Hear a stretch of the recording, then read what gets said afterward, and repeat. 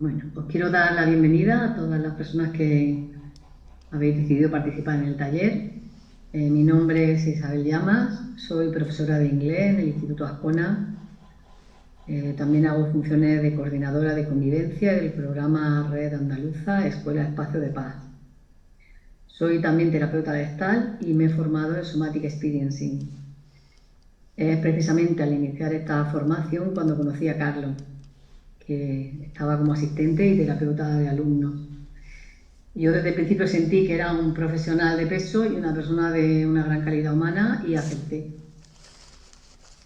A lo largo de los 3 años de formación y de mi participación en sus talleres he podido comprobar en primera persona la gran calidad de su trabajo, su constante inquietud por investigar, y he adquirido muchísimos recursos que utilizo en el ámbito personal y profesional. Le pedí a Carlos que se presentara para incluirlo en el email que os envié, por si a alguien no le da tiempo a leerlo, y para encuadrar un poco y actualizaros la información. Voy a leer lo que me envió y voy a utilizar la tercera persona. Bueno, su riqueza se fundamenta, desde el 2015 es profesional certificado de Somatic Experiencing. Su riqueza se fundamenta en conocer los mecanismos corporales sobre los que se asientan la mayoría de problemas que consultan las personas cuando requieren atención sanitaria. Un porcentaje muy elevado de consultas se debe a estrés crónico. Ese estrés que se ha quedado instaurado en el cuerpo independientemente de lo que esté sucediendo en el entorno de la persona. Carlos pertenece al equipo de la formación de la Escuela Somatic Experiencing España, en la que realiza labores de asistente y terapeuta de los alumnos. Le encanta la educación, es un gran defensor de que la información debe compartirse. Y opina que si las personas conociéramos mejor cómo funciona nuestro cerebro, nuestro sistema nervioso, sabríamos manejar mejor nuestras vidas y nos evitaríamos mucho sufrimiento. Por este motivo se dedica a dar talleres y encuentros semanales con grupos donde enseña herramientas útiles para el crecimiento personal. En cuanto al objetivo de este taller, en primer lugar es compartir unos conocimientos para poder gestionar el estrés, comprendiendo lo que nos ocurre biológicamente, qué repercusiones tienen nuestras percepciones, emociones y conductas, y facilitar recursos para autorregularnos y corregular a los menores a los que acompañamos en su proceso de desarrollo, tanto desde los institutos y colegios como en las familias.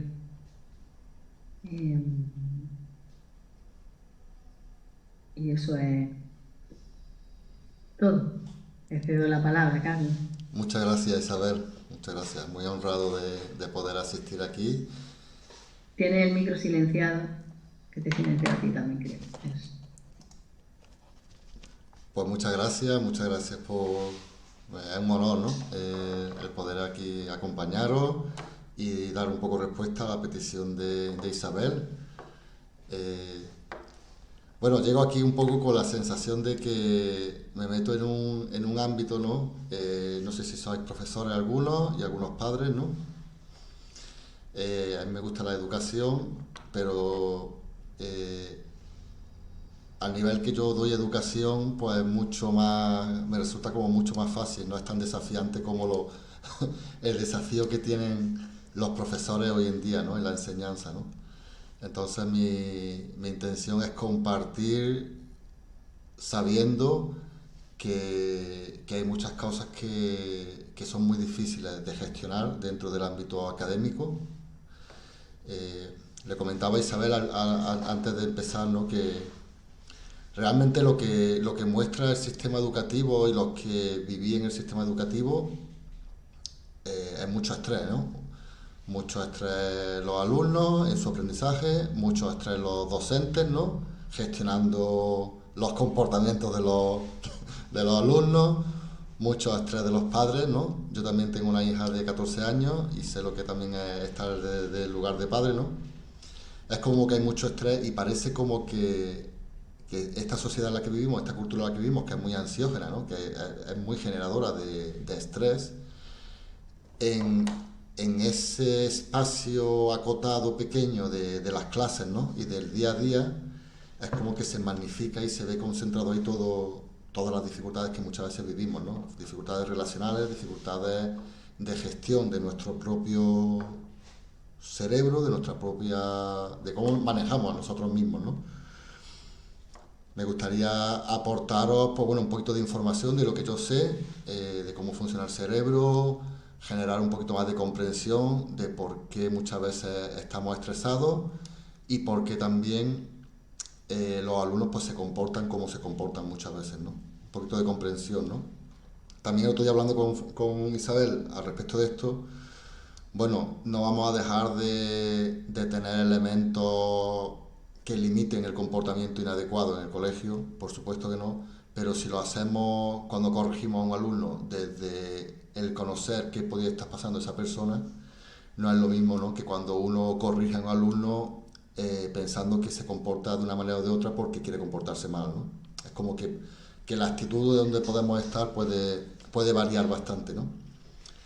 Eh, yo me estaba acordando hoy, no sé si os pasa a vosotros, que cuando uno recuerda cómo era yo cuando era alumno, ¿no? Cómo ha sido para mí ser alumno, cómo eran mis profesores, ¿no?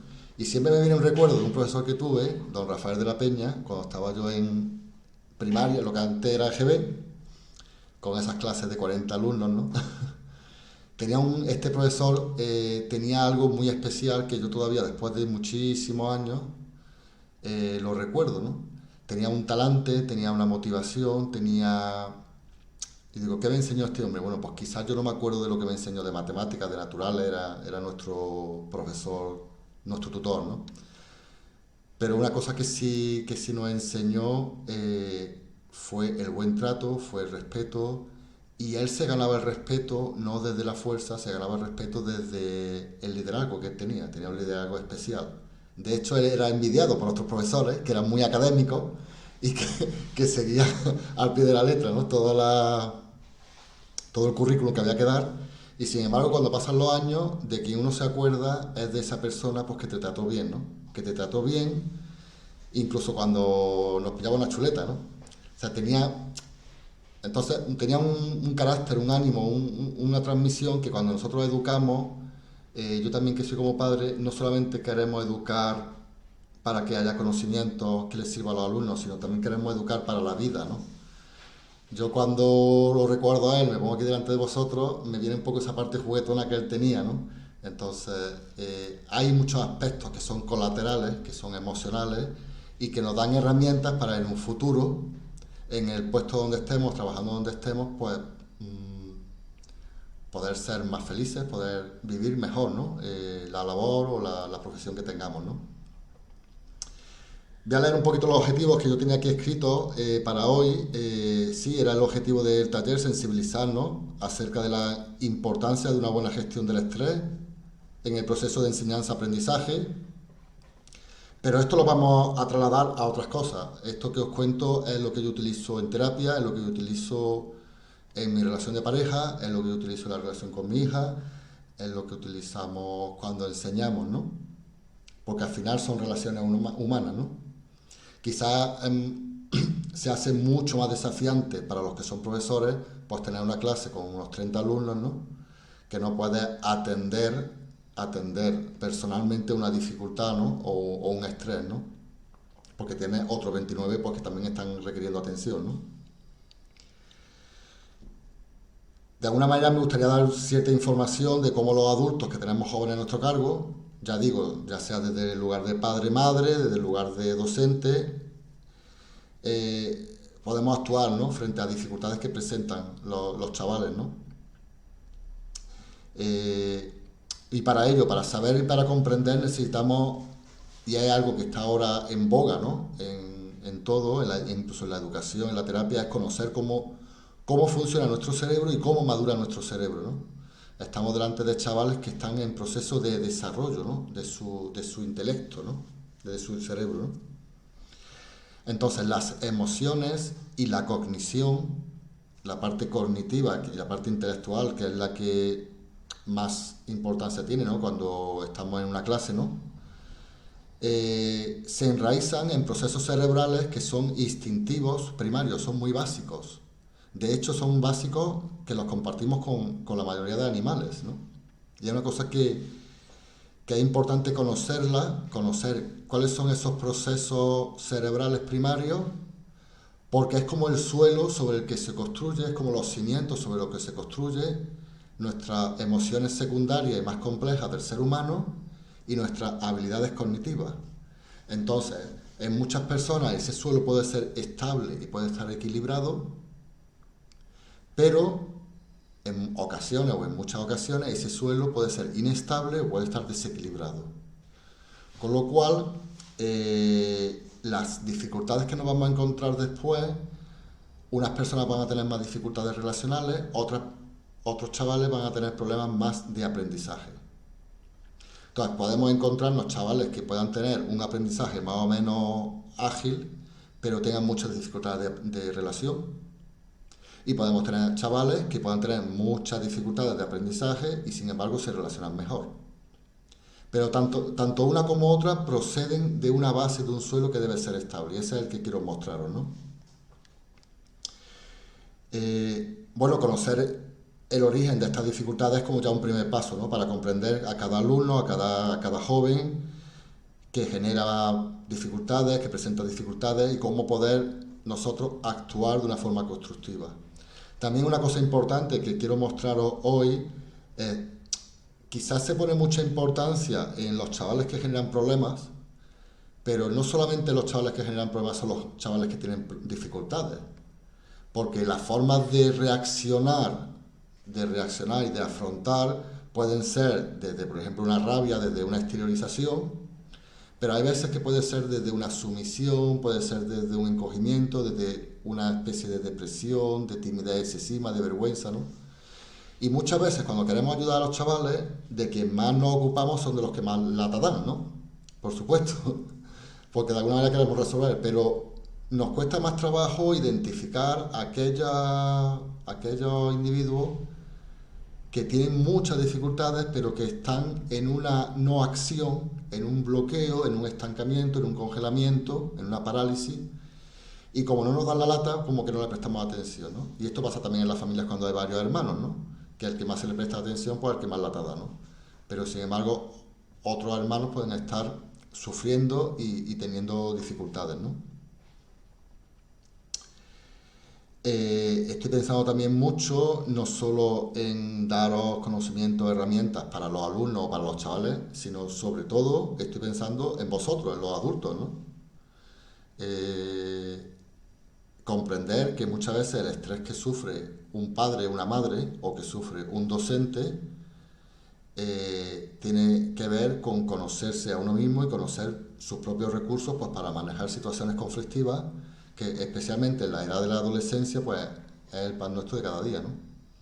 Entonces, bueno, para mí las charlas de hoy, aunque os cuente de los chavales, pero está especialmente también dirigida a vosotros, ¿no? A ayudaros a comprenderlo un poquito mejor, ¿no?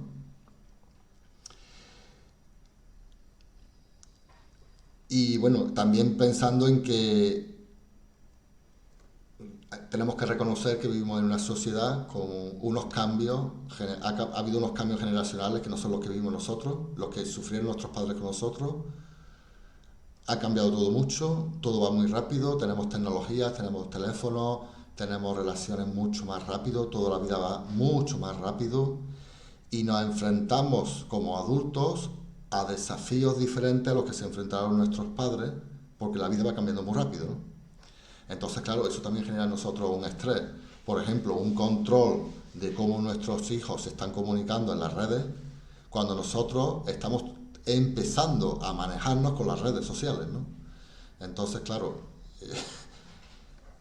la sociedad en la que vivimos, el sistema educativo muchas veces también está instaurado de una manera que no da mucho margen de maniobra, pero sí hay cositas que podemos hacer y que podemos hacer nosotros, ¿no?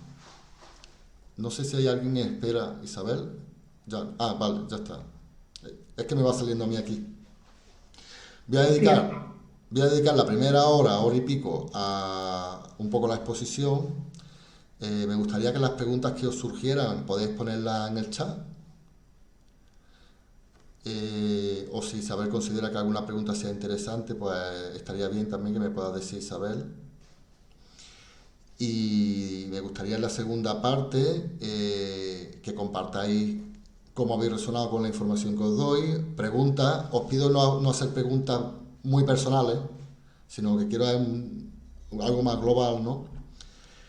Y si da tiempo, a lo mejor también os puedo enseñar algún ejercicio, ¿no? De las cosas que podemos hacer, ¿no? Con lo que yo me dedico, ¿no? Con el tema de conciencia corporal, de conexión. Yo trabajo con las emociones, yo trabajo con la parte cognitiva, con la parte emocional, a través del cuerpo.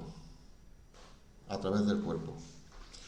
No he contado que mi origen no es la terapia, mi origen es la fisioterapia. Yo estudié la carrera de fisioterapia hace muchos años, terminé en el 94, y la primera sorpresa que me llevé cuando empecé a trabajar en un hospital fue que la mayoría de dolencias que había, la mayoría de pacientes que yo tenía, eran profesores, eran docentes. Y ahí empecé a ver que, me di cuenta de que hay que ver cómo la profesión de docentes son de los colectivos que más estrés tienen. Que más estrés tienen. Yo me acuerdo que decía, claro, antiguamente si tenías que darle un sopapo a un niño se lo daba.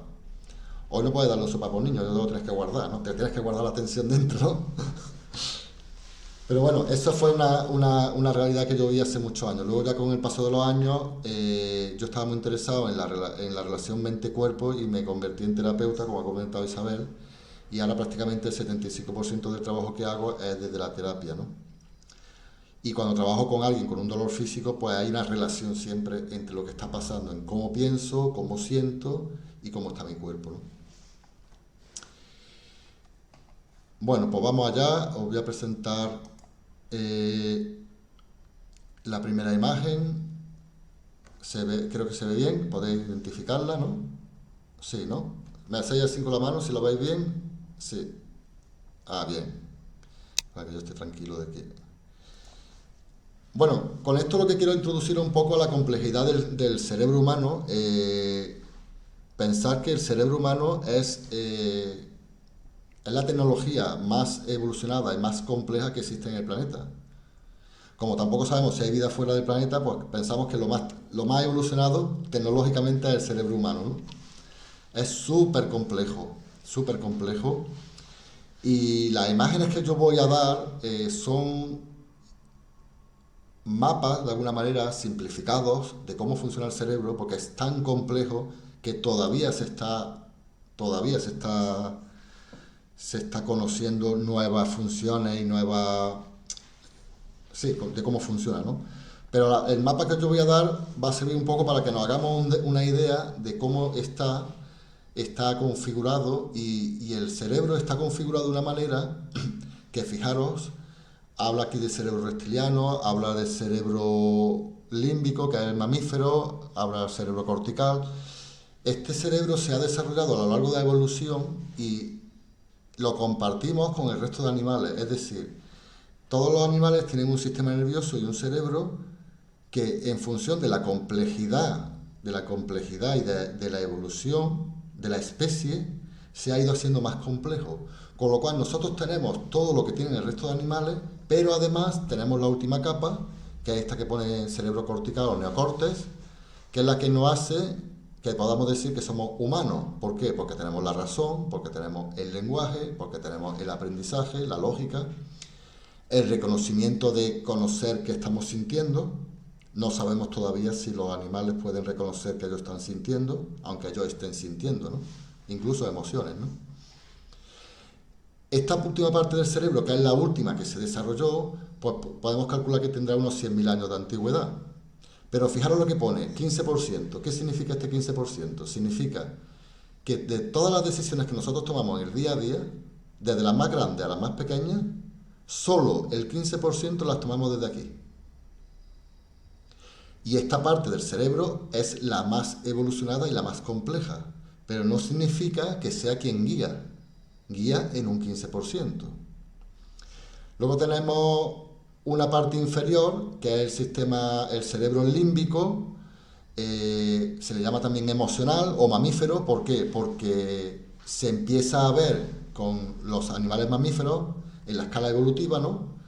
Están los peces, vamos a decirlo, bueno, animales más simples, luego los peces, aves, mamíferos, primates y, y arriba del todo pues el ser humano, ¿no? En los mamíferos ya existe un cerebro límbico que nos permite interactuar. Eso es lo más importante que tiene el cerebro límbico. Ahí es donde las emociones cogen un papel importante en la relación, porque los mamíferos son los animales que necesitan relacionarse para prosperar. Las crías de cualquier mamífero, ya sabéis que las crías de los mamíferos y nosotros especialmente nacemos inmaduros, ¿no?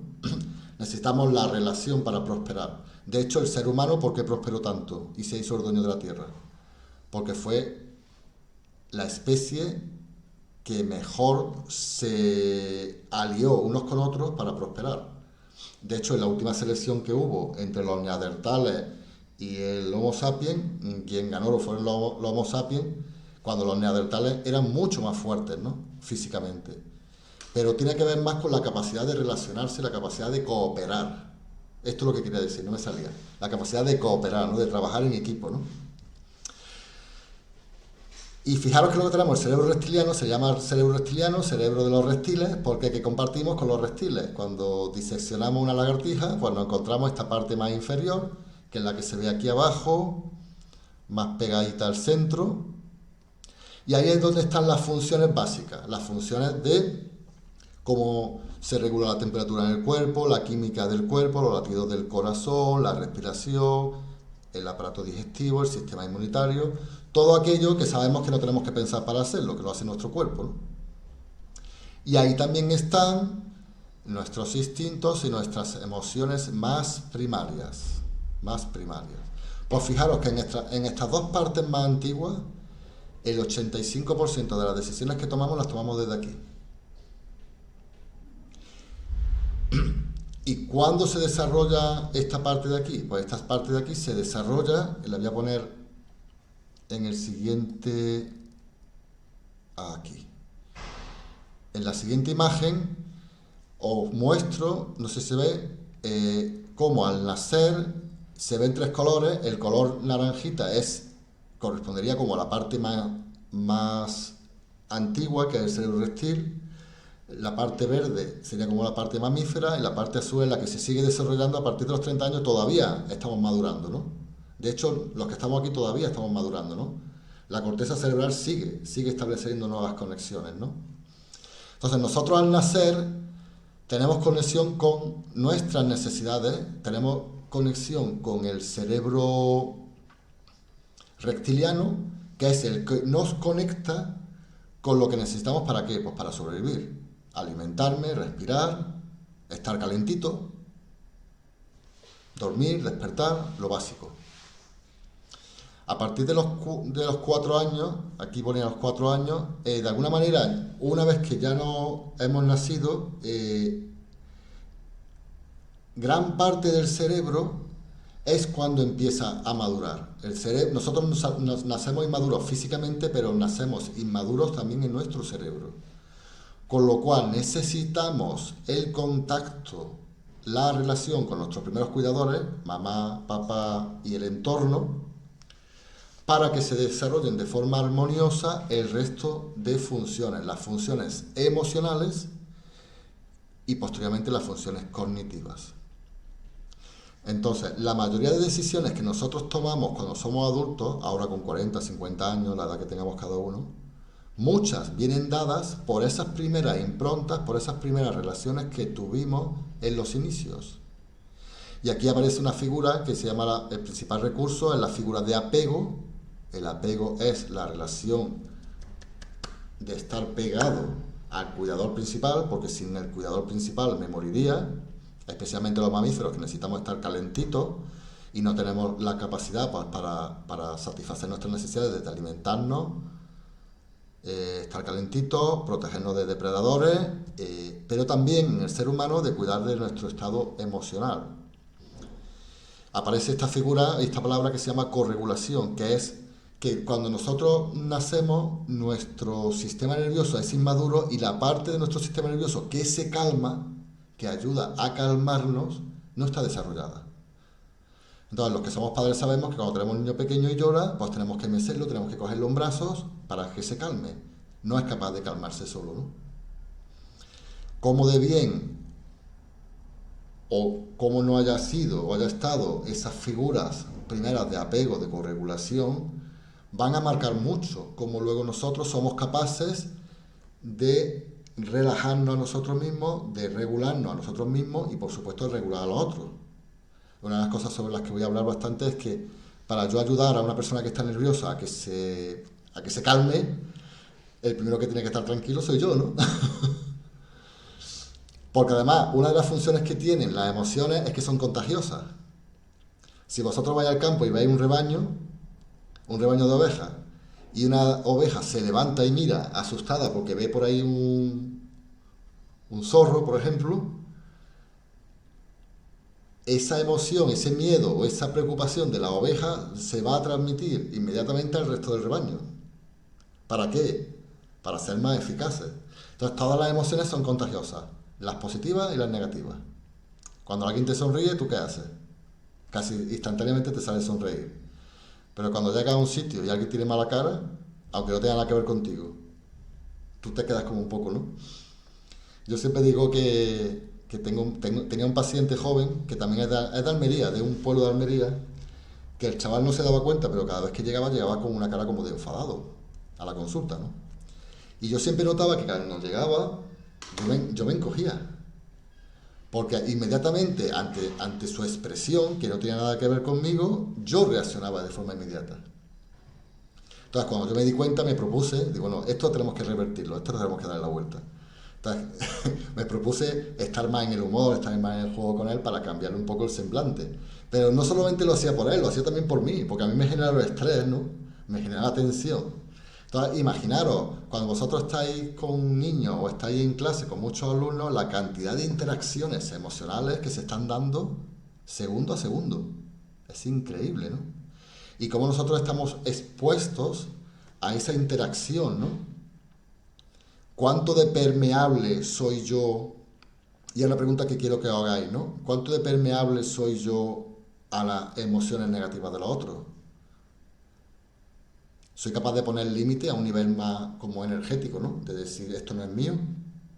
¿Cuánto de permeable soy yo a las emociones positivas? A que alguien me sonría, a que alguien sea amable conmigo. Esto es importante, ¿no? Porque yo que trabajo con personas que no están bien, yo necesito tener una cierta integridad de mí, una cierta regulación de mí. Yo no me puedo dejar contagiar por el estado emocional del otro, porque entonces me siento con él a llorar, ¿no? ¿Cómo puedo ayudar a una persona? Bueno, pues puedo ayudar a una persona si yo estoy estable y soy capaz de atraer a esa persona hacia mi estado. Y algunas veces cuando llega alguien muy nervioso a la consulta, yo muchas veces digo, me está poniendo nervioso esta persona, me estoy dando cuenta, ¿no? Porque no puedes evitarlo, pero sí puedes darte cuenta y decir, no, yo voy a ir despacito y poco a poco voy a esperar a que la persona vaya más despacio. Pero es un diálogo que tiene que tener uno con uno mismo, porque si tú no tienes ese diálogo desde la parte cognitiva a lo que estás sintiendo, tú te vas a dejar arrastrar sin darte cuenta. Y todos lo sabemos, ¿no? Vienes de estar con alguien, vienes de estar con una reunión familiar. Cada vez que viene el cuñado o la prima de no sé dónde, acabo nerviosa perdida. ¿Por qué? Porque el estado de esa persona te está influenciando, ¿no? Y al contrario, cuando estás con ciertas personas y cuando vuelves de estar con unos amigos o de estar con alguien que te hace sentirte realmente bien, que dices, ay, qué gusto, ¿no? Estar con esta persona, que bien me sienta, ¿no? Porque esto es lo que está pasando constantemente, ¿no? Entre nosotros, ¿no? Os comparto otra imagen. Fijaros que aquí se ven las tres partes del cerebro y cada parte, la parte amarillita es un poco como el tronco cerebral, las tres partes, quedaros con las tres partes del cerebro, la parte más antigua, el cerebro reptiliano, la parte mamífera, la parte del medio, está sombreado oscurito, azulito, y la parte de fuera, la corteza cerebral. Todos nosotros al nacer venimos conectados con nuestro cuerpo. Entonces, la forma que se desarrolla el cerebro, que madura el cerebro, es desde la conexión corporal. Nosotros venimos conectados. Los bebés, por muy pequeños que sean, saben lo que necesitan. No te lo dicen con palabras porque no tienen el lenguaje desarrollado, pero saben lo que necesitan. Si tienen hambre, si tienen frío, si tienen necesidad de contacto, ¿cómo te lo dicen? Pues lloran, patalean, o sonríen, hacen muecas de satisfacción, ¿no? Pero cuando tenemos lenguaje también, ¿no? Entonces, ¿qué necesitamos para que se desarrolle y que de alguna manera la casa, que es nuestro cerebro, se vaya construyendo? Necesitamos una corregulación. Corregulación significa otro individuo más maduro que yo, y esto es muy importante, y luego volveré a esto que estoy diciendo ahora mismo, con un sistema maduro que es capaz de estar calmado. Entonces, fruto de la relación del bebé o del niño o del alumno con el adulto, puede corregularse. Significa que cuando yo estoy con esta persona, mi sistema se va a calmar.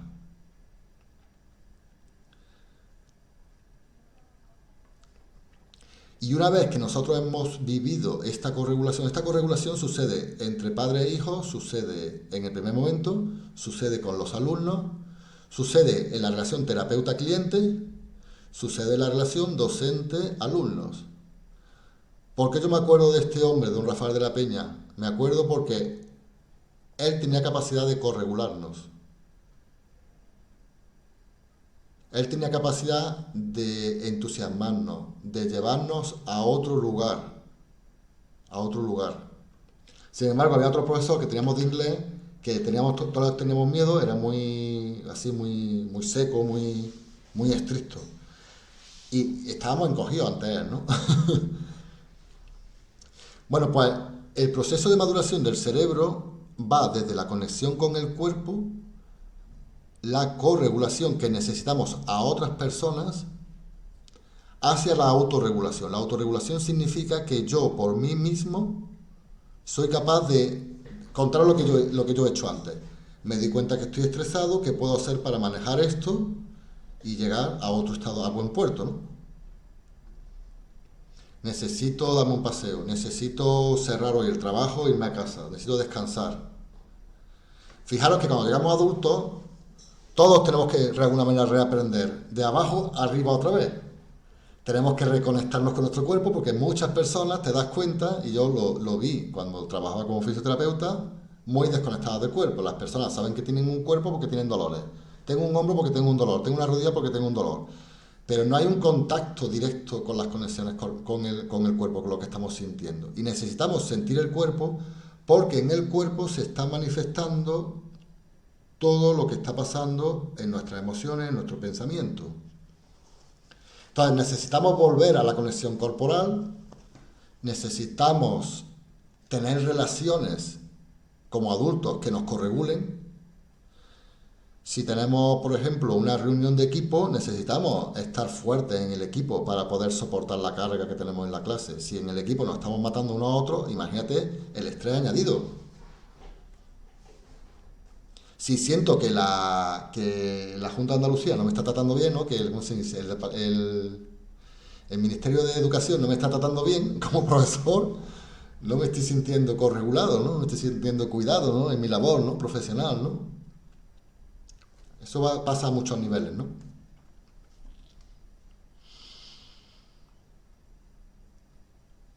La conexión corporal viene dada por dos mecanismos diferentes. Uno lo conocéis perfectamente, que son los sentidos externos. Nosotros nos relacionamos con el mundo exterior porque tenemos vista, tenemos olfato, tenemos gusto, tenemos oído, tenemos tacto, ¿no? Y sabemos lo que pasa con el exterior a través de estos sentidos. Yo sé si algo es rugoso o es liso a través del tacto. Sé si viene un peligro por la calle Viene un coche hacia mí porque lo estoy viendo.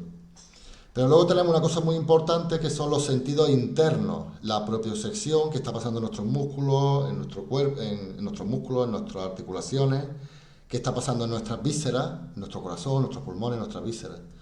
Y aquí la conciencia corporal, la conexión con el cuerpo, se refiere mucho a esta segunda parte. ¿Qué está pasando dentro mía? Y hay una cosa que falta también a nivel educativo de poder conectar más a los chavales y nosotros mismos con lo que están sintiendo dentro de ellos.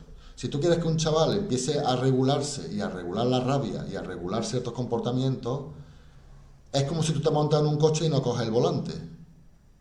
Y el coche va a toda leche. No te puedes sentar en el asiento del copiloto para frenar un coche. Tienes que sentarte en el asiento del conductor, manejar el volante y aprender a manejar a embragar, a frenar, a ir suave, ¿no? Pues esto pasa, necesitamos sentir nuestro cuerpo para poder gestionar el estrés que tenemos. Os comparto otra, un poquito más compleja, vamos a un poco más complejo. Dentro del cerebro os he dicho que hay tres partes, ¿no? Bueno, pues ahora lo vamos a llamarle la parte primaria, está en inglés, primary, secondary, tertiary. Primaria, secundaria y terciaria. La parte primaria, que es la que os hablaba, es donde se fundamenta y donde se basa el cerebro y que ya viene conectado cuando nacemos. Y tiene que ver con varios sistemas emocionales que luego los comentaré. Esto ya viene de base, esto ya viene conectado, ya viene cableado. Y eso con el sistema nervioso autónomo conectado con el cuerpo. Ahora, lo que se desarrolla a nivel secundario conforme vamos creciendo y fruto de las relaciones es la capacidad de sentir emociones secundarias como pueden ser la empatía, la confianza, el orgullo, la vergüenza, la culpa, el enfado. Y luego, conforme se va desarrollando la corteza cerebral, se va desarrollando funciones que son las partes de nuestra corteza cerebral que tienen que ver con la mentalización, con el ser capaz de ponerle nombre a lo que sentimos, de tener habilidades, de tener capacidad también de regular nuestras emociones, de tener una lógica, de proyectarnos hacia el futuro, todo eso. Entonces, bueno, he puesto aquí una parte a la izquierda, cuando nosotros estamos con el cerebro vemos que tenemos emociones primarias, luego se produce un aprendizaje fruto de las relaciones, las primeras relaciones están en la familia, pero ese aprendizaje continúa dentro del aula. Y mientras estamos teniendo emociones primarias y tenemos un aprendizaje relacional, estamos nosotros intentando que los alumnos, que los jóvenes estén incorporando capacidades cognitivas, ideas, capacidad de aprender, capacidad de relacionar, si está estudiando matemáticas o está estudiando inglés. Pero fijaros que lo que quiero que veáis es que las tres cosas están operando. No puedes pensar que vas a tener un alumno y solamente vas a influir en él, en sus ideas, en su parte terciaria, en su cognición. Estás interactuando con todo y tienes que interactuar con todo. Entonces, si tiene un sistema de la rabia, por ejemplo, que es muy frecuente, muy sensible, muy sensibilizado, muy activo, te vas a encontrar un chaval que tiene esa energía, ¿no? Y esa energía tienes que lidiar tú con ella, ¿no? Voy a pasar al siguiente. Aquí lo que quiero que veáis es que hay unos cimientos emocionales y luego unos cimientos mentales. Entonces, en el mundo educativo, nosotros, los docentes, estamos sobre todo centrados en que tenemos que dar un currículum, que tenemos que dar unas habilidades, ¿no? Unas habilidades para que los chavales pues cumplan unos requisitos pues, para poder pasar de curso, para poder, bueno, pues luego acabar estudiando Pero esas habilidades, esos cimientos emocionales van a estar apoyados sobre estos cimientos emocionales. Y esto es lo que quiero que veáis. ¿Y por qué muchas veces hay fracaso escolar y por qué muchas veces hay fracaso personal? No es porque nos falle el sistema educativo a nivel de las asignaturas que damos, cómo las damos, sino tiene más que ver con los cimientos emocionales. No es tanto la información que le damos a los alumnos, sino es cómo están los alumnos, cómo está su cerebro colocado, cómo está de estable, cómo está de equilibrado y cuánta energía tiene disponible para poder hacer un aprendizaje relacional, emocional y un aprendizaje mental adecuado, ¿no? Voy a la siguiente. Fijaros, os voy a poner la anterior. Fijaros que aquí abajo hay varios nombres: play, panic, fear, rage, care, lust, seeking. Son en inglés los diferentes circuitos emocionales.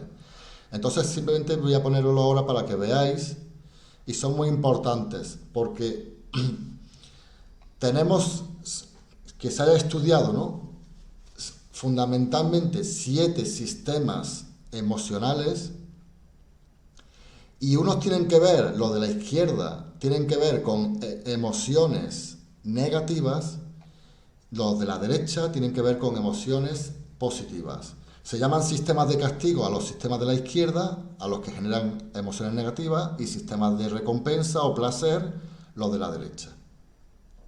Fijaros que a la izquierda tenemos el sistema del abandono, que es el que generará a posteriori la emoción de la tristeza, la emoción del duelo cuando tenemos una pérdida. La vergüenza también puede estar ahí. Tenemos el sistema del miedo, que es el que nos tiene que ver con el miedo, tiene que ver con la preocupación, tiene que ver con la ansiedad, tiene que ver con el miedo a no hacerlo bien, ¿no? Tan presente, ¿no?, cuando un alumno tiene que hacer un examen, ¿no? Sobre todo si se lo ha preparado. Si no se lo ha preparado no tendrá miedo, ¿no? El sistema de la rabia es muy importante. Es muy importante que esté bien equilibrado porque es el que nos permite defendernos, es el que se activa cuando hay una frustración de una necesidad, una frustración, o alguien me ataca, ¿no?, o necesito defenderme, ¿no? Entonces es el que va a llevar al enfado, a la ira, al odio, pero también tiene una parte positiva que es el que nos permite luchar por lo que necesitamos. Si yo tengo que estudiar unas oposiciones, las personas que hayan estudiado oposiciones saben que tienen que mantenerse, ¿no? Mantenerse en la lucha, en la dinámica, en esa energía de si tengo que conseguirlo, ¿no? Bueno, pues de aquí nace, ¿no?, esta energía, ¿no? Nace de la rabia. El problema en todos los sistemas es cuando están desequilibrados, por carta de más, por carta de menos. Luego tenemos otros sistemas. Voy a empezar por la derecha, el de búsqueda. El de búsqueda es un sistema fundamental en el aprendizaje. Es el sistema que nos hace buscar, que nos hace explorar, que nos hace curiosear, que es la fuente de motivación, de entusiasmo. Se dice que realmente para que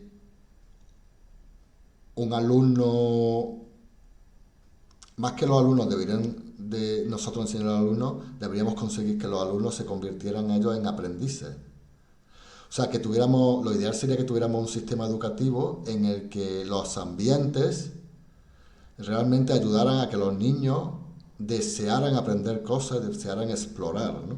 De hecho, hay sistemas educativos en los que de alguna manera favorecen, ¿no?, no tanto un aprendizaje pasivo, yo te doy esto y tú lo coges y tú lo asimilas, sino que se favorece el estímulo de la búsqueda de cuáles son tus intereses y cómo vas a presentarlos, cómo lo vas. El sistema de búsqueda es un sistema que tiene como base una hormona muy importante, un neurotransmisor, que es la dopamina. La dopamina es el generador, es como el fuel, la gasolina que de alguna manera motiva a otros sistemas emocionales, a otras emociones. Pero también está siendo muy mal usada actualmente. Por ejemplo, quiero traer el tema de los teléfonos móviles y de todo lo que genera adicción. Todas las adicciones tienen relación con un aumento de los niveles de dopamina. Entonces, cuando nosotros nos hacemos adictos a cualquier cosa, puede ser una droga, puede ser un teléfono móvil, puede ser redes sociales, puede ser porno, puede ser alimentación, puede ser hasta el gimnasio. Lo que muchas veces buscamos cuando hacemos compulsivamente algo, buscamos un chute de dopamina. Y si nosotros, este sistema fuera, como he dicho antes, desarrollado de una forma, por ejemplo, voy a poner un ejemplo, cuando nosotros estamos con nuestros hijos, de forma innata, de forma natural, el ser humano quiere aprender y quiere desarrollarse y quiere evolucionar. Si nosotros, en vez de hacérselo todo a nuestros hijos, en vez de dárselo todo hecho, dejamos que exploren, dejamos que se equivoquen, favorecemos, damos un espacio incluso para que se aburran. Yo tenía una amiga mía que me decía, los niños tienes que dejar que se aburren, ¿no? Se metía con nosotros, ¿no? Cuando yo tenía a mi hija pequeña, es que no dejáis que los niños se aburran. Es cierto, tenemos que dejar que los niños se aburran, que busquen ellos, por ellos mismos, que desarrollen esa parte, ¿no? Esto es muy importante. El sistema del juego tiene que ver con la risa, con el buen humor, pero el sistema del juego es un sistema muy especial, y es el sistema que se desarrolló biológicamente para el aprendizaje. El juego es el sistema del aprendizaje. En primera instancia se desarrolla este sistema en los mamíferos para que los mamíferos aprendan a interactuar unos con otros y aprendan las leyes relacionales. Entonces los mamíferos, si tú ves los cachorros, te das cuenta, voy a pasar paso a la de atrás porque me veáis a mí, ¿no? Porque estoy hablando como detrás de la imagen.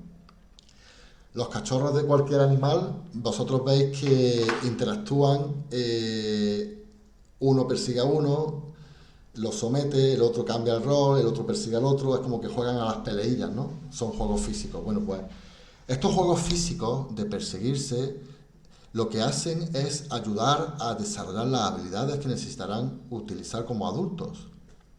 Entonces, si unos cachorros de león están jugando, van a jugar a perseguirse. Están desarrollando las habilidades para cuando sean adultos, ¿no? Pero también están desarrollando las habilidades de cierta empatía, de cuáles son las reglas dentro de la manada. Hay vídeos muy chulos de gorilas, ¿no? En los que el gorila pequeño llega al gorila grande, empieza a molestarle, el gorila le aparta. Hay un juego que ya empieza entre la relación madre-hijo, en la que en ese juego se aprenden las reglas sociales, cómo relacionarme, cómo empatizar. Pero en el caso del ser humano también sirve el juego para desarrollar nuestras habilidades cognitivas. Entonces, el juego debería estar siempre, o en la medida de lo posible, presente cuando hay un proceso de aprendizaje. Ya se ha dicho, y se ha dicho por investigadores, que es antinatural tener a niños de primaria sentados durante muchas horas aprendiendo en un pupitre, porque su naturaleza es movimiento. Cuanto más jóvenes somos, más movimiento necesitamos. Y hay una epidemia, ¿no?, en los últimos años de trastorno de TDA, ¿no? TDAH, esto de hipersensibilidad, de hiperactividad, que se medica. Y lo que dicen algunos investigadores sobre lo que yo he estudiado es que muchos de esos diagnósticos lo que reflejan son niños que lo que tienen es hambre de jugar. Entonces, si los chavales tuvieran más oportunidades de jugar, más oportunidades de juego físico, porque el juego en una computadora o en un móvil no es un juego real, es un juego adictivo, juego físico, juego de interactuar. Entonces, cuando tú das clases de inglés y haces teatro, haces juego, te ríes, estás aprendiendo desde un lugar diferente a si tienes que estudiarte una serie de verbos, por ejemplo, de los verbos irregulares de memoria. No tiene nada que ver, es mucho más difícil, mucho menos gratificante, ¿no? Entonces queremos darle espacios gratificantes. Preparando la charla, descubrí de un libro que estoy leyendo cómo cuentan que en Finlandia Finlandia es uno de los países más evolucionados, con las mejores notas académicas del mundo. Es el país del mundo con mayor tanto por ciento de alfabetización. Bueno, pues lo que incorporaron no sé si en la mayoría de escuelas de Finlandia, fueron que por cada 45 minutos de clase había 15 minutos de juego libre instaurado. Entonces, al inicio de cuando lo instauraron, los mismos profesores eran reacios a implementar esto porque lo que pensaban es que se iba a descontrolar, que no iba a haber control, ¿no? Los niños. Y no, lo que han descubierto con el tiempo es que no. Es que de alguna manera se le está dando de comer a un hambre, dicen los investigadores, que es un hambre tan potente como el hambre físico, de juego, de una necesidad que tienen los mamíferos. El sistema emocional del juego es un sistema fundamental. Y es un sistema que las conexiones cerebrales que tiene no solamente están a un nivel primario, a un nivel bajo, sino que alcanzan nuestro intelecto, alcanzan nuestra parte cognitiva. Entonces, cuando nosotros estamos jugando, estamos aprendiendo. Y estamos aprendiendo de una forma mucho, mucho más fácil.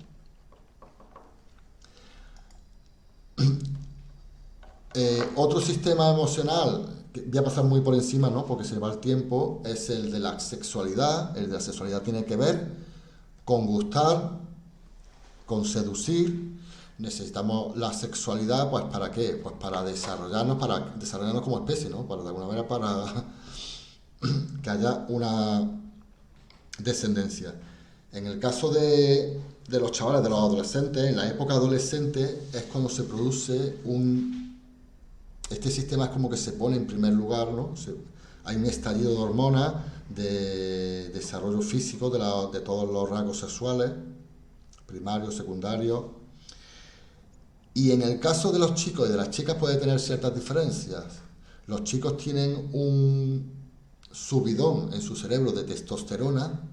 La testosterona tiene unos componentes que tienen que ver con un impulso mayor hacia la rabia, hacia la agresividad, hacia el juego físico.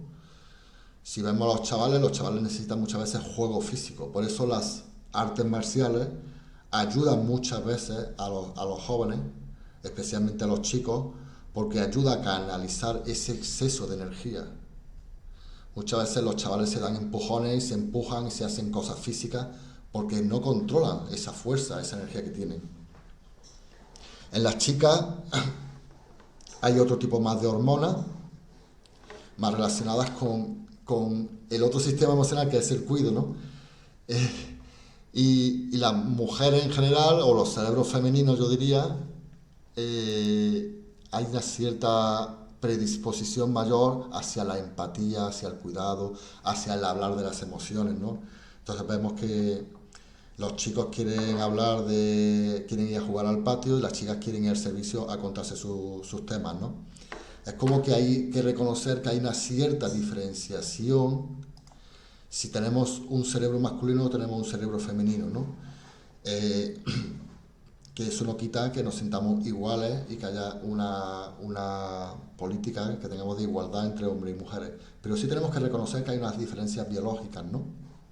Hay diferencias biológicas. Aunque es cierto que en los últimos tiempos sí te ven también muchas veces comportamientos agresivos en chicas, ¿no? Es como que se ha popularizado, se ha magnificado, ¿no? El tema o sea, se ha igualado mucho a nivel negativo, ¿no? Y luego está el sistema del cuido fundamental, porque el sistema del cuido tiene que ver con la corregulación, tiene que ver con la empatía. Entonces, todo lo que podamos, este sistema en todos nosotros está por desarrollar, está constantemente por desarrollar. Cuando no lo hemos sentido suficientemente cuidados o bien cuidados, puede ser que nuestro sistema de la izquierda de abandono, nuestro sistema del miedo, estén demasiado activos. Hay muchas personas que tienen una tristeza de fondo. A lo mejor no la muestran, pero se muestran miedosas o se muestran enrabietadas, y es porque no se sintieron suficientemente cuidados, ¿no? De alguna manera nosotros tenemos que favorecer estos sistemas emocionales que están hacia la derecha, los que tienen más colores verdes, ¿no? Especialmente el de búsqueda sana, ¿no? Porque si dejo que mi hijo busque en internet las cosas que le entretienen, pues lo que se va a hacer es adicto, ¿no? Al teléfono. Pero tenemos que favorecer estos sistemas, el de búsqueda sana, el de cuido, el de juego, el de una sexualidad saludable en la que podamos hablar. Mi hija actualmente me da mucha alegría porque están haciendo un teatro en la escuela, y el teatro es de una obra que trata el tema sexual. Y tienen que ellos relacionarse desde ahí, ¿no? Tienen que hacer papeles en los que hablan de la sexualidad y hablan de cómo... Y ese teatro le va a permitir, le permite de alguna manera conectar con esa energía desde un lugar seguro, ¿no? Es muy importante, ¿no? Hay una hipersexualización, ¿no? de los jóvenes y de las chicas, ¿no? Que es muy preocupante, ¿no? Desde muy pequeñas, ¿no? Bueno, siento que me estoy enrollando un poco. Aquí os pongo, bueno, las emociones que he hablado, ¿no? Está el miedo, veis arriba, la búsqueda, la ira a la izquierda, el juego, el cuidado. El cuidado tiene que ver con estar en el cuido, en la empatía, en la relación con el otro, ¿no? En el que te doy, que me das, ¿no? Es algo que muchas veces vemos que no está, ¿no? Cuando los chavales no son capaces de comportarse, cuesta trabajo, ¿no? El deseo sexual y la ansiedad por separación, que aunque la vivan los niños pequeños, muchas veces se queda instaurada en nosotros como patrones de respuesta desadaptativos, ¿no? En las relaciones.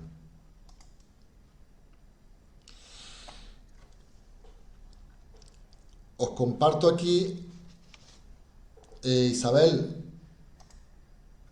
¿cómo vais?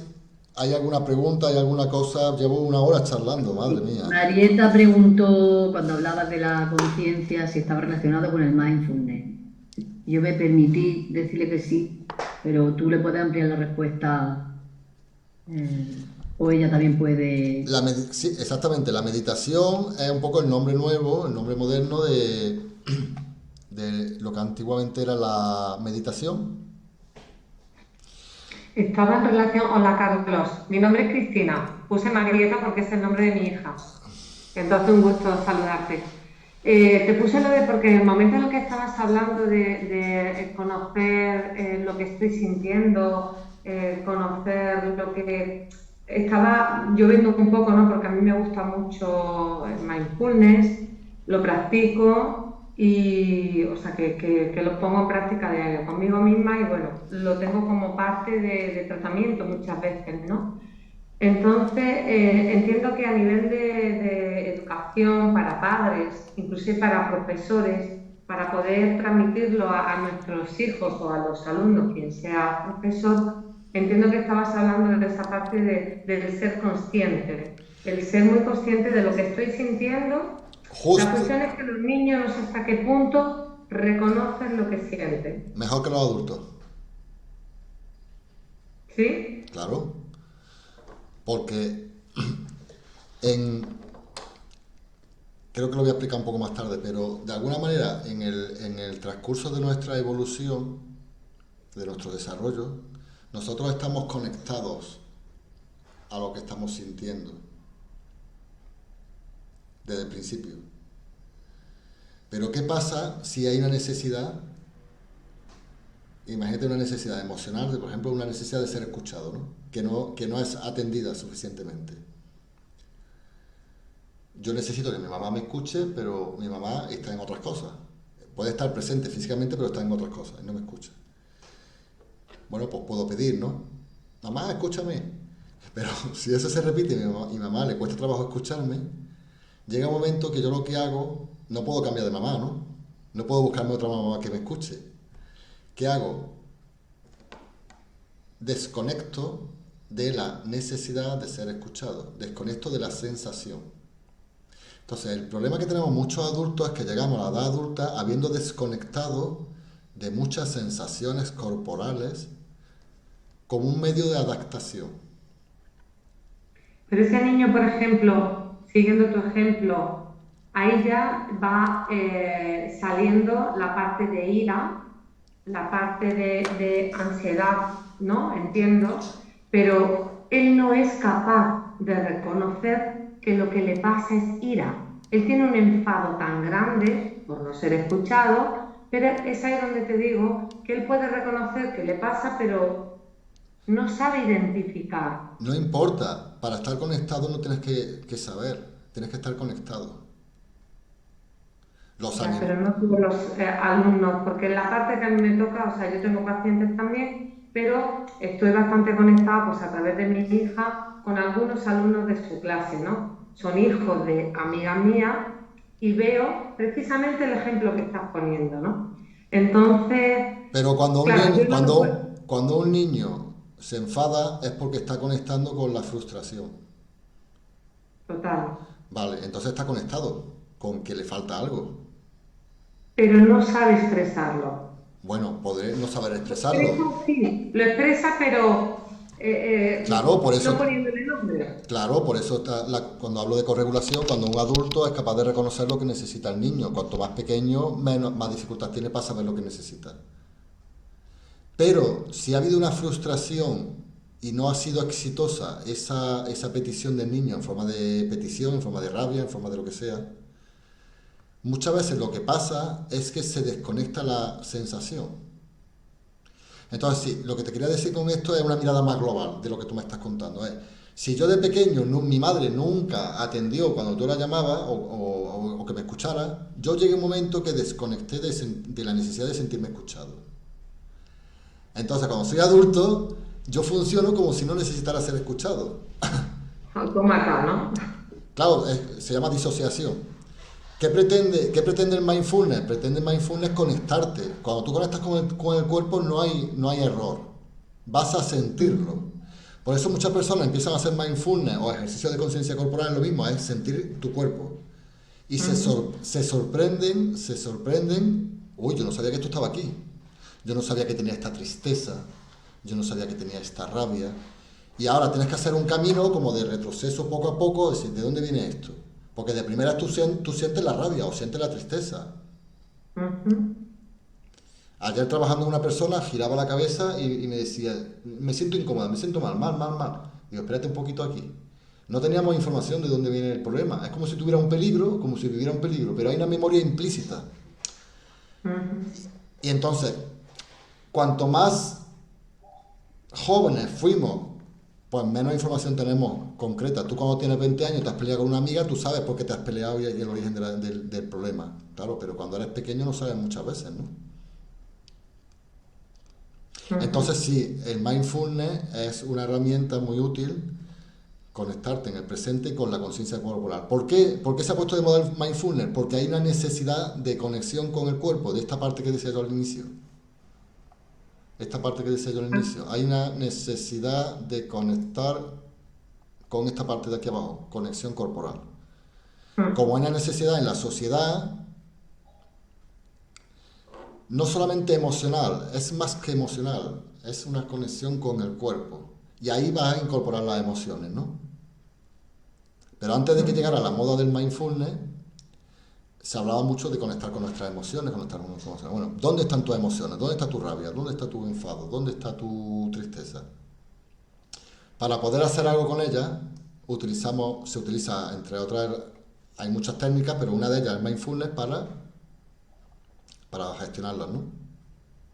Que yo creo que faltaría como implantación en el sistema educativo. Claro, o sea, hay profesores que hacen ejercicios. Sí, lo sé. Entonces tú puedes empezar la clase, haciendo 5 minutos de estiramientos suaves, de conexión con la respiración, enseñar algunos ejercicios de respiración con el cuerpo y puedes combinar unas veces ejercicios más dinámicos. Si tú ves por ejemplo, tú ves que la clase está muy movida, ¿no? Los chavales tienen mucha energía. Ten en cuenta que los tienen ahí encerrados. Entonces puedes hacer un ejercicio de tipo sacudida, de tipo mover, de tipo expresar, mover y liberar. No siempre tiene que ser llevar a los chavales a la calma, calma, porque si No, depende de claro, cada... yo cuando estoy yo cuando estoy muy nervioso no me puedo sentar a hacer meditación, me pongo más nervioso. Me doy un paseo, hago un poquito de ejercicio, movilizo el cuerpo y luego ya podré hacer un poco más. O hago algo manual. Entonces, hay cojines, hay cosas que se pueden apretar, que se pueden estrujar, que se pueden enseñar de forma sencilla. Claro, si tú tienes unos chavales con 14 años en clase, empezar a enseñarles esto con 14 años que tienen ya unos comportamientos X, muchas veces puede no ser muy fácil. No va a ser fácil. Si tú se lo empiezas a enseñar desde que tienen 6, 7 años, de alguna Claro. manera va a ser más fácil. De todas maneras, siempre, el tiempo que tú dediques en clase, 5 o 10 minutos, al empezar la clase, al terminar la clase, a hacer algo de conectar con el cuerpo, hay veces que yo he enseñado cómo hacer un escáner del cuerpo, mostrarle, poner un dibujo del cuerpo humano, muy sencillito, chicos, chicas, y que los chavales reconozcan las sensaciones en el cuerpo, en el dibujo. Y es una forma de conectar con el cuerpo, de enseñarles, ¿no? Hay muchas cosas que se pueden hacer sencillas, ¿no? Y que tienen que ver con ayudar a que estén conectados, ¿no? Más conectados. Y nosotros tenemos que, y si tú eres profesora, tienes que llegar más conectada también. Porque vas, Total. claro, igual que si atiendes a personas, ¿no? Cuanto más conectado estés tú, más puedes manejar eso. Así es. Muchas gracias. Voy a seguir contando un poquito más. Aquí he puesto, bueno, veo que me voy un poco de hora. Es que tengo muchas cosas, Isabel, por contar. Trauma y desarrollo cerebral. Esto de alguna manera lo que quiere reflejar estas tres partes del cerebro, la naranja, en este caso verdecita, cerebro reptiliano, cerebro más mamífero y el oscurito morado en la corteza cerebral. En un desarrollo saludable, lo que va sucediendo conforme van pasando los años es lo siguiente. La pirámide se invierte en el sentido de que conforme va pasando el tiempo, la supervivencia, que es lo que está abajo, pasa a un segundo plano, la regulación pasa a un segundo plano y se va cogiendo más fuerza la parte emocional y la parte cognitiva. Cuando hay trauma de desarrollo significa que los sistemas emocionales que os he contado antes, de miedo, abandono y rabia, están muy operativos, los sistemas de castigo. Entonces te encuentras a personas o a chavales que están constantemente en defensa, ya sea atacando o sea defendiéndose, con lo cual están todo el rato, la energía está en la supervivencia. Si hay mucha energía en la supervivencia y están constantemente intentando regularse, no van a tener energía para atenderte, para relacionarse de forma apropiada, ni para aprender. Entonces, os vais a comprobar que muchos chavales están constantemente intentando regularse, pero claro, regularse de muchas maneras, de forma muchas veces muy, ¿cómo se llama?, disruptivas, ¿no? Entonces es importante ver esto, cómo el desarrollo saludable lo que produce es personas que están menos en la defensa. Si nosotros miramos un poquito, levantamos la vista, nos damos cuenta que vivimos en una sociedad muy defensiva también. Y tú ves a los políticos cómo hablan y están atacando y defendiéndose unos contra otros. O sea, no es algo que sea solamente para los chavales jóvenes, es algo que tiene más que ver con la sociedad en general, ¿no? En generar mayor energía para estar más en la cooperación, ¿no? Os pongo otra imagen que os va a ayudar a ver un poquito qué tipo de chavales nos encontramos, ¿no? O qué tipo de comportamientos que tenemos en la vida y en la escuela, ¿no? Entonces, si empezamos por el de abajo, sensación de éxito. Cuando una persona tiene una estabilidad emocional y tiene un desarrollo armonioso, su forma de pensar sobre ellos mismos va a ser yo puedo, yo soy. Se sienten ellos, son capaces de estar conectados con ellos mismos y sienten que los desafíos de aprendizaje que tú les marcas, si no son excesivos y están acordes a su edad, son fácilmente afrontables, ¿no? Entonces son personas accesibles, son personas que les gusta arriesgarse, que les gusta aprender, que les gusta, que tienen motivación y que les va a ir bien en la vida, no solamente en sus estudios, ¿no? Luego hay muchas personas que están en la siguiente escala, que están más a nivel defensivo, ya sea en la lucha o ya sea con la rabia o la huida con el miedo, que hay como una base de ansiedad constante y esta creencia que tenemos de yo debería, yo tendría, yo debería, yo tendría, yo debería, yo tendría. ¿Cuánta gente dice yo debería, yo tendría, pero no cambia nada? Yo debería, yo tendría. Esta sensación de insuficiencia constante, de no ser suficiente. Entonces aquí nos encontramos un afrontamiento, pues chavales que no se portan bien, que huyen, que evitan, Y luego tenemos en la última escala de arriba esta creencia, esta sensación de fracaso. Bueno, en la de antes muchas veces la forma de sobrevivir es o bien imponiéndose o bien hiperdesarrollando algún aspecto muy concreto. Si yo soy un chaval fuerte, a lo mejor me hago el matón de la clase, ¿no? Y domino en la clase. Entonces, no me siento bien conmigo mismo, pero encuentro como una ventana donde me siento bien, ¿no? Pero en la escala de arriba, sensación de fracaso es cuando la creencia es yo no puedo. Y esto es lo que quiero un poco hacer hincapié en cuando nos encontramos gente o chavales que están en el no puedo relacional, en el no puedo también de aprendizaje. Entonces hay una disociación, hay un apagado, hay un estado de parálisis. Parece que por mucho que le diga, nada le importa. Y algunas veces estas personas están normalmente en este estado y de buenas a primeras bajan un escalón y bajan al escalón anterior. Y de buenas a primeras tienen un estallido. Este chaval nunca se había portado mal y de buena primera, ¿no?, ha tenido una explosión, ¿no? Entonces muchas veces tenemos, y alguna vez he comentado con Isabel, cuando me ha comentado, pues tengo algunos chavales en la clase, ¿no?, que me dan problemas, ¿no, Isabel? Como algunos chavales tienen dificultades y luego tienen explosiones, ¿no? Y muchas veces no comprendemos muy bien cómo un chaval que parece que no da la lata, que no se mete con los compañeros, que incluso los compañeros se meten con él, luego pero piensa que depende del contexto en el que esté, cada chaval va a tener una forma de afrontar. Algunas veces el matón de la clase viene siendo maltratado de su casa, viene de un ambiente hostil en su casa, y sin embargo en su casa se paraliza, pero en el colegio se hace el fuerte. Como que veamos cómo podemos hacer para ayudar a los chavales a que estén más en la parte verde, ¿no? ¿Cómo podemos ayudar a tener más compromiso social, a tener más sensación de éxito? Si nosotros pudiéramos darle, en la pequeña medida que podamos, pequeñas experiencias de éxito. Yo este año he empezado a estudiar otra vez inglés en la escuela de idiomas, ¿no?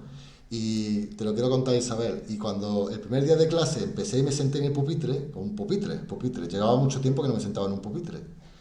Me sentí muy inseguro, sentí miedo, sentí mucha inseguridad y me vinieron como las memorias de cuando yo estaba estudiando inglés, que a mí me costaba mucho, tenía dificultad con el inglés. Y además el profesor que teníamos este año, porque ya hemos terminado las clases, me corrige constantemente mi acento cordobés, cómo pronuncio. Entonces, he tenido que estar durante todo el año manejando el miedo que me producía el poder hablar y tener que afrontar constantemente. ¿Qué pasa? Que en la medida que yo he podido afrontar esa situación, me he ido sintiendo como más, yo puedo, pero muchas veces yo veo a mis compañeros que dicen, venga, ¿quién quiere hacer este diálogo? ¿Quién quiere hablar en alto? Y todo el mundo se echa para atrás, ¿no? Entonces, en la medida que yo puedo generar un espacio como profesor en el que sea satisfactorio y sea exitoso, automáticamente la motivación se va a disparar, ¿no? Por eso es muy importante lo que decía antes de espacios lúdicos, ¿no? De aprendizaje, ¿no? Porque podemos cubrir muchas cosas ahí, muchos aspectos, ¿no? Seguimos con más cositas. Me gustaría mostrar un poco, ya que os he hablado de la maduración, de cómo maduramos, un poco con esta imagen, cómo se desarrolla y madura el niño en una situación ideal. Bueno, pues en una situación ideal, un niño va a tener una mamá, va a tener un papá, va a tener unas relaciones secundarias, abuelos, tíos, docentes, cuidadores, profesores. Hay un psiquiatra estadounidense especializado en el desarrollo del cerebro y en el trauma infantil, que él dice, se llama Bruce Perry, él dice que para criar a un niño hace falta una tribu. Y nosotros, en la sociedad en la que vivimos, criamos, en el mejor de los casos, en pareja. Muchas mujeres crían solas, hay muchas veces divorcios, hay separaciones. El cerebro humano, como se desarrolló durante miles y miles y miles y miles de años, fueron con tribus de 50 a 100 individuos, eran clanes. Lo que nosotros conocemos como civilización y nuestra sociedad es un 1% de la historia del ser humano, un 1 o un 5%. Nuestro cerebro se desarrolló para estar en un clan de 50 a 100 individuos en los que todos participaban en la crianza. Nuestro rasgo físico, nuestra cara y nuestro cerebro se desarrolló para estar en relación con muchas personas a la vez con diferentes edades. No es natural, no es biológico estar 5 o 6 horas con la gente de la misma edad. No es natural. El aprendizaje se daba con diferentes edades a la vez. Nosotros lo hemos hecho homogeneizado porque nos ha interesado, ¿no? Porque el sistema le interesa, porque le resulta más fácil, ¿no? Pero no es lo normal. Bueno, pues fijaros, en un desarrollo normal, el niño satisface sus necesidades a través de las figuras de apego, que las principales figuras de apego son mamá y son papá. Entonces, las necesidades que tiene, que son estos circulitos, vienen a través de la madre y vienen a través del padre. Entonces, el niño aprende a satisfacer sus necesidades mientras va conociendo cómo relacionarse teniendo en cuenta al otro. El niño primero recibe. Dicen, los niños son egoístas. No, los niños que necesitan mucho, necesitan recibir mucho. No solo a nivel físico, sino también a nivel emocional y a nivel cognitivo. Necesitamos también darle experiencias cognitivas. Entonces, cuantas más personas con capacidad de responder a las necesidades del niño, mayor satisfacción y mayor maduración de la corregulación, mayor desarrollo y armonía del cerebro del chaval. Ya os digo, una mamá y un papá son insuficientes, nunca llegamos a satisfacer todo lo que necesita. El cerebro humano tiene una capacidad tiene unas capacidades de desarrollo increíbles, pero claro, necesita un entorno muy favorecedor. No es como una planta que necesita agua y sol, necesita muchísimo, muchísima presencia. Y eso no se lo puede dar una pareja en su casa o una mujer que está separada o que tiene niños a su cargo y que tiene trabajo. Es complejo, ¿no? En la sociedad que vivimos satisfacer todas esas necesidades. Pero bueno, este es el ideal que tendríamos que aspiráramos y que comprendamos un poco y no es culpabilizar, sino que si nosotros repasamos nuestra infancia, nuestros padres han dado lo mejor que tenían y nosotros damos a nuestros hijos lo mejor que tenemos, ¿no? Y hay como una cierta evolución en lo que hemos recibido y lo que podemos dar, ¿no? Y aquí, ¿qué pasa? Cuando la relación con las necesidades y la corregulación en la adolescencia. ¿Qué pasa cuando llegamos a la adolescencia? Bueno, pues pasa que los padres pierden protagonismo, quedan en segundo plano y se valoran más los vínculos sociales de iguales y la propia autonomía. De alguna manera tú rompes y empiezas a aprender a satisfacer, por un lado, las necesidades por ti mismo y otras veces a través de tu grupo de iguales, amigos, novios, compañeros de escuela, otras personas, ¿no? Pero claro, a ver si voy a poner la última imagen que estoy yo.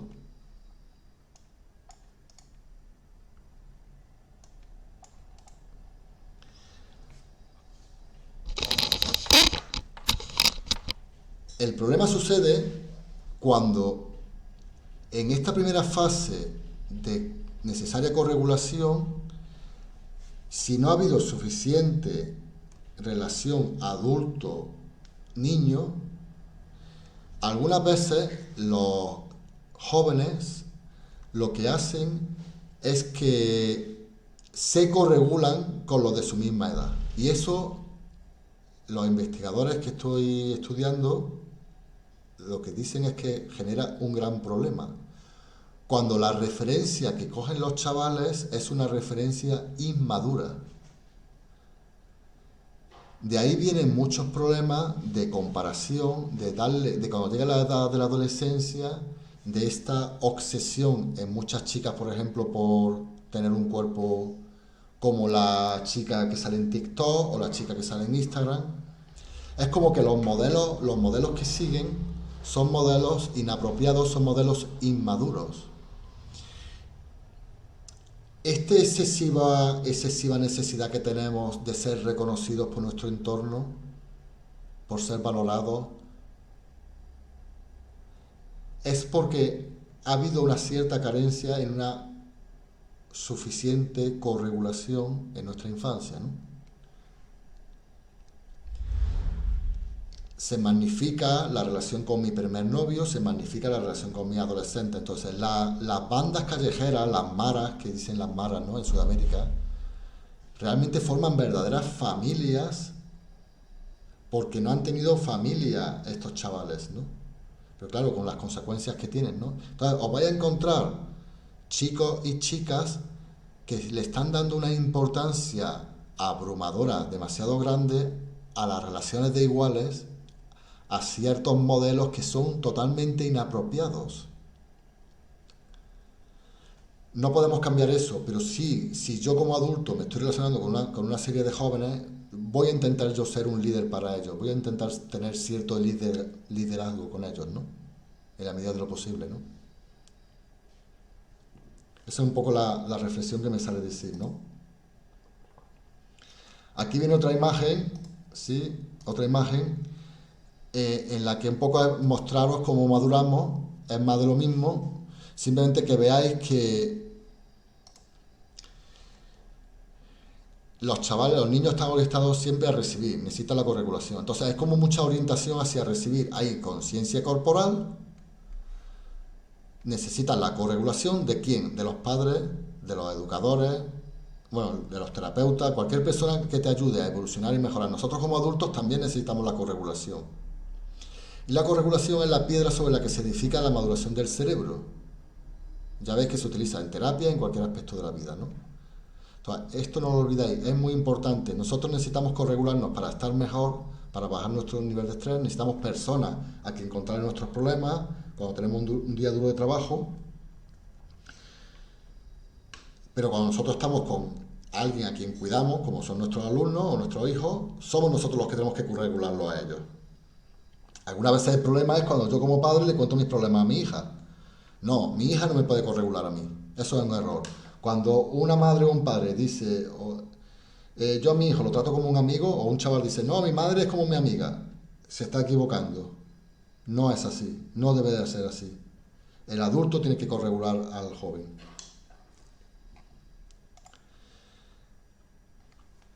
Aquí en esta imagen os pongo que cuando hay un crecimiento, ¿no?, en la conexión corporal que tenemos, una buena corregulación, se va a producir una buena autoestima y vamos a tener una autorregulación. Esto de alguna manera, esta imagen es un poco lo que pretende es hacia dónde deberíamos caminar nosotros como personas. Y si yo pretendo esto conmigo, de alguna manera me voy a favorecerlo con las personas con las que trato, ¿no? Entonces, en esta situación, yo soy capaz de tener conciencia corporal, conexión con mi cuerpo, voy a ser auténtico con lo que yo siento. Muchas veces tenemos problemas de ser auténticos, de no permitirnos mostrarnos auténticos, ¿no? Con las personas, ¿no? Cuando digo auténtico es que yo pueda estar delante tuya y mostrar cómo yo me siento, dar mi punto de vista, que pueda ser igual o pueda ser diferente al tuyo, ¿no? Sin que eso genere un problema. A la vez manteniendo un vínculo social, una corregulación, un apego saludable con las personas con las que me relaciono, ¿no? Ser capaz de estar ahí. Ser capaz de estar en el dar y en el recibir. Unas veces yo te escucho a ti, otras veces tú me escuchas a mí, cuando estoy en relaciones de igualdad, ¿no? Entre adultos, ¿no? Cuando estoy con mi hija, sé que me toca más dar que recibir, por supuesto, ¿no? Y para que se produzca un crecimiento sano y equilibrado se necesita estar conectado con el mundo interior y con el mundo relacional. Es como que pueda estar conectado conmigo, dentro de mí y fuera, ¿no? Entonces, esta imagen que os doy es como un ideal, ¿no? Un ideal que a mí me gusta verla porque cuando yo la hice, de alguna manera me enfoca hacia dónde me gustaría a mí caminar, ¿no? No estamos así, ¿no? Es como que deberíamos ir poco a poco, ¿no? Ir equilibrando, ¿no? Y desarrollando, ¿no? Este equilibrio. Aquí os pongo otra imagen, ya estoy terminando, en el que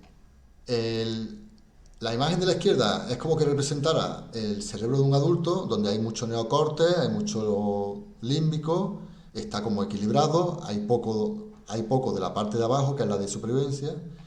Entonces, para corregular a un chico, a un joven, el adulto tiene que estar regulado por él mismo. Y entonces sí puede ayudar a que se regule el joven ansioso, el joven que está... Entonces, cuando tú trabajas con alguien, cuando estás con alguien, con una persona que está nerviosa, un chico, tú no es solamente lo que le dices o lo que no le dices, es cómo tú estás frente a él, va a ayudar a que su sistema se regule mejor.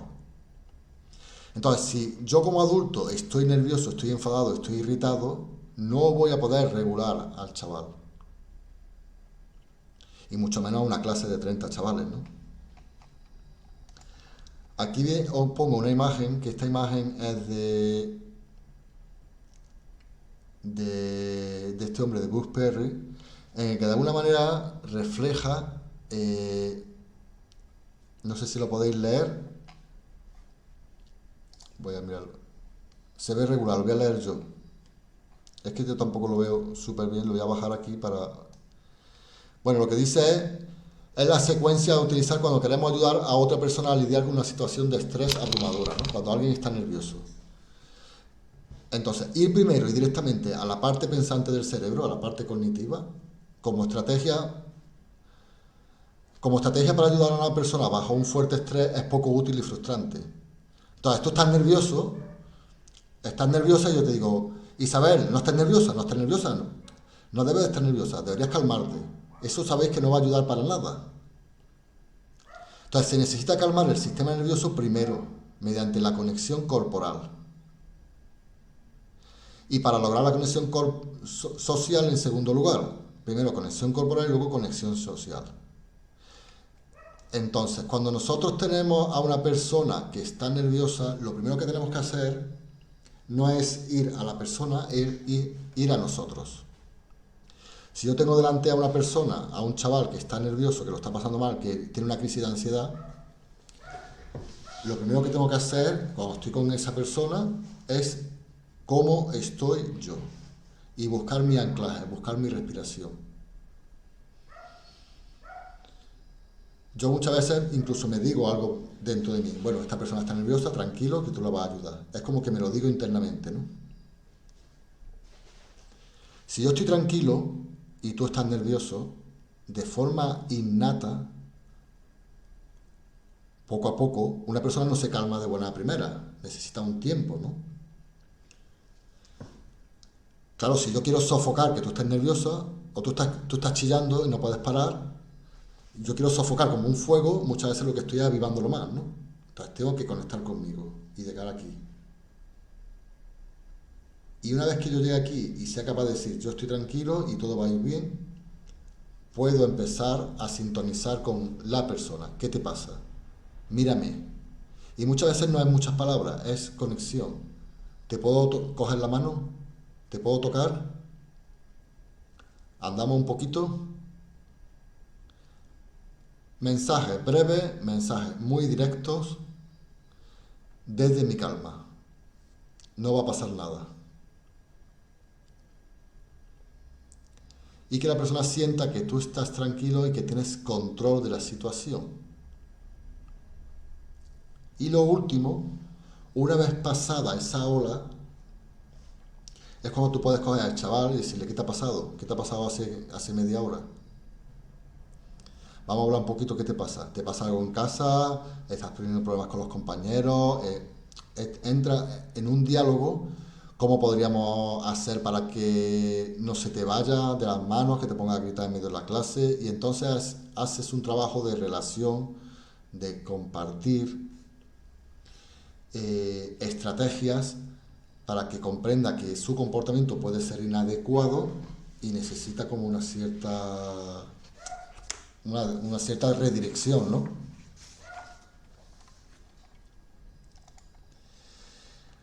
Bueno, esto es lo más importante que quería compartiros. No sé si hay alguna pregunta más, hay alguna cosilla que os surge.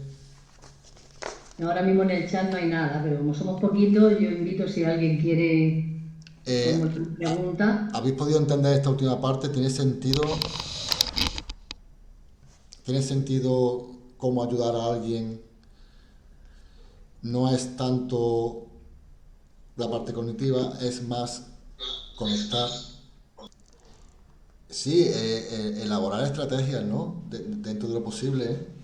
Eh, hay veces que los sonidos, por ejemplo, ambiente, ¿no? Los sonidos que hay, los cambios de clase, pueden haber sonidos muy fuertes, con sirenas.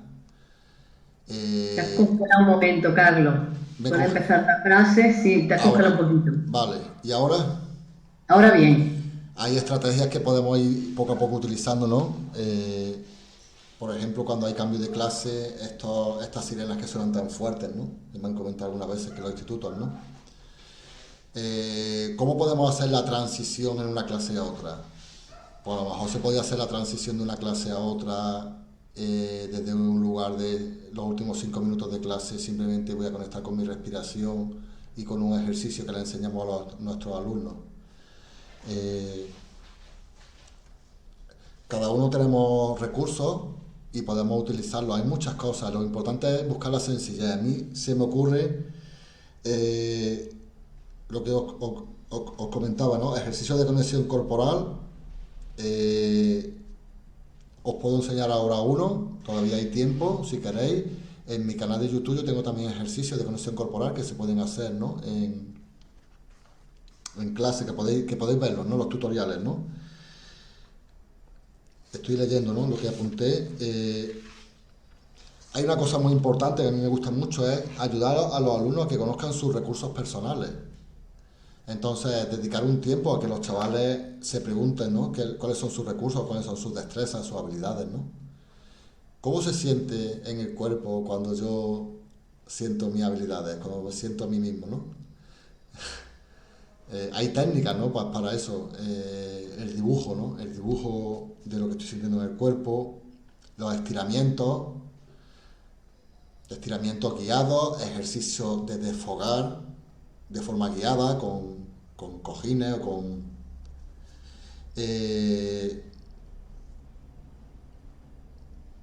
no sé qué más se me ocurre. Yo creo que cada persona puede tener también, ¿no? Sus propias prácticas, mindfulness, lo que decía más Cristina, ¿no? Algo sencillo que ayude, ¿no? A la conexión. El compartir, por ejemplo, por grupos. Hay una cosa que ayuda mucho cuando tú pones grupos de 4 personas en las que puedan uno hablar a nivel de lo que están sintiendo los compañeros, ¿no? Ejercicios que tengan que ver con la educación emocional, ¿no? ¿Cómo se sienten mis compañeros? ¿Cómo puedo hacer para presentar a mi compañero, ¿no?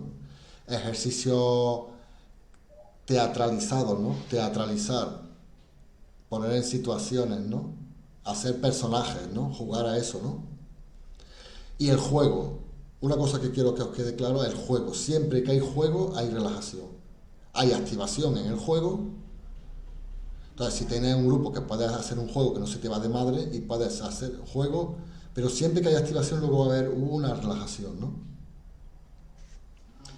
Y había preparado especialmente un ejercicio, un par de ellos, si da tiempo y no hay muchas preguntas, si queréis practicarlo conmigo, porque hay tiempo. A mí me parece una buena idea, Carlos, que vivamos lo que es algún ejercicio. Aquí había alguna pregunta en el chat, ¿no?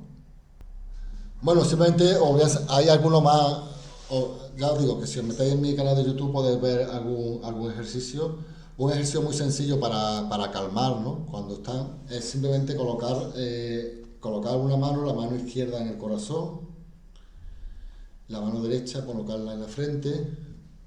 Esto se le puede enseñar a los alumnos para que lo hagan tumbados o lo podemos hacer sentados. Yo también lo enseño muchas veces para antes de dormir, antes de la siesta. Entonces simplemente es percibir la energía que tengo yo en mi frente. Al tocarme la mano, noto mucho calor en la frente. Claro, he estado haciendo una labor, mis lóbulos frontales han estado trabajando a tope, ¿no? Durante estas 2 horas. Y noto la temperatura que me transmite mi corazón. Y para cada uno de vosotros puede ser diferente. Simplemente podéis percibir, no hay ninguna intención, simplemente percibir cómo es la energía de mi frente, cómo es la energía de mi corazón. De alguna manera la frente representa la parte más superior del cerebro, la parte del corazón representa la parte más emocional.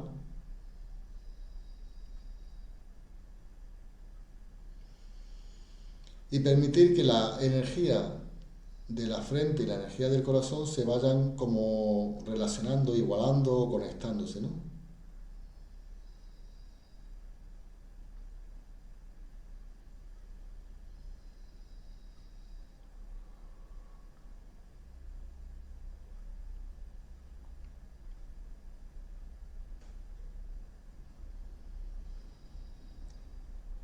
Y puede llegar un momento, al minuto, 2 minutos o menos, que siento como que las dos partes se están igualando energéticamente, la temperatura, y entonces la mano de la frente la voy a pasar a la parte del ombligo, la zona del ombligo, un poquito por debajo del ombligo, y voy a hacer lo mismo, me voy a preguntar cómo se nota. Ahora noto más calor en el pecho y como más fresquito la zona del abdomen. Simplemente preguntarte pues, cómo se siente una parte y cómo se siente otra.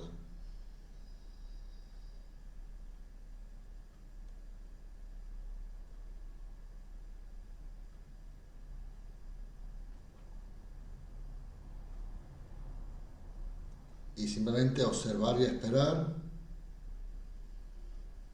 a que la energía que transmite cada parte de esta parte del cuerpo como que se igualen, ¿no?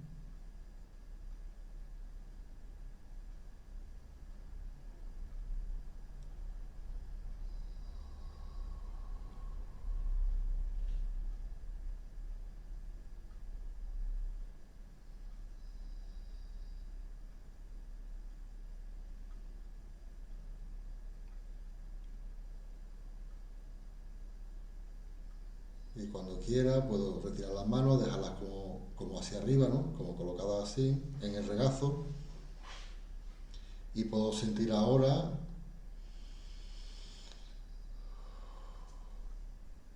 cómo hay una energía, ¿no? Cómo está la energía de mi cuerpo en este momento, ¿no? Cómo se deja caer mi cuerpo en el asiento. Si lo hacemos recostados también podemos sentir cómo cae el peso de toda la espalda. Pero si no, podemos simplemente percibir los apoyos, la zona del pecho, la zona de... Entonces, si os cuento cómo yo estoy, porque solamente puedo saber cómo yo estoy, yo siento una bajada, ¿no?, de energía, como una cierta calma, un cierto asentamiento, como que la energía fuera hacia abajo. Y una cosa que observamos es que muchas personas tienen mucha energía mental, ¿no? Mucha energía, mucho pensamiento. La lavadora está todo el rato dando vueltas. Este ejercicio ayuda mucho a llevar la energía más al cuerpo, ¿no? A sentirse más uno, ¿no? Y si queréis compartir una sensación que estáis teniendo, simplemente porque enriquezca un poco el ejercicio, yo estoy compartiendo la que yo siento, ¿no? Calma en mi pecho, mayor apoyo en mis pies, en el culete, en la espalda baja, un cierto frescor aquí. Es bueno aprender a describir sensaciones corporales. ¿Atrevéis a compartir alguna? Sí, pues yo siento como toda la energía circulando por todo el cuerpo. Ajá. Mm. Y un cierto, como una relajación aquella cosa que había, me venía la imagen del Blandy Blue, aquí lo recordáis que era una cosa muy pegajosa que se deslizaba, como que el cuerpo se me quiere ir un poco así hacia abajo. Mm. Pues yo he sentido mucha paz. Ajá. He sentido mucha paz y cuando he puesto las manos sobre los muslos he sentido como hormigueo, Sí. pero como si parte o sea, el cuerpo se ha quedado como muy relajado, como si se hubiera venido todo al extremo de las manos y al ponerlo así como chiribitas saliendo de la mano. O sea, pero solo concentrada en la palma de la mano. Muy curioso, pero Esto, paz. qué bueno, ¿eh? Estas sensaciones que vienen, ¿no? Como nuevas, que no te las esperas y sentimos esta curiosidad. Fíjate lo que puede hacer el cuerpo, ¿no? Pues fijaros qué sencillo, ¿no? Hay ejercicios que son tan sencillos como estos, que son 5 minutos escasos. Es simplemente conectar un poquito con la energía, cómo se siente una parte, cómo se siente otra. El foco, donde va el foco, donde ponemos el foco de energía, allí va la energía. O sea, donde ponemos la atención, perdón, allí va la energía.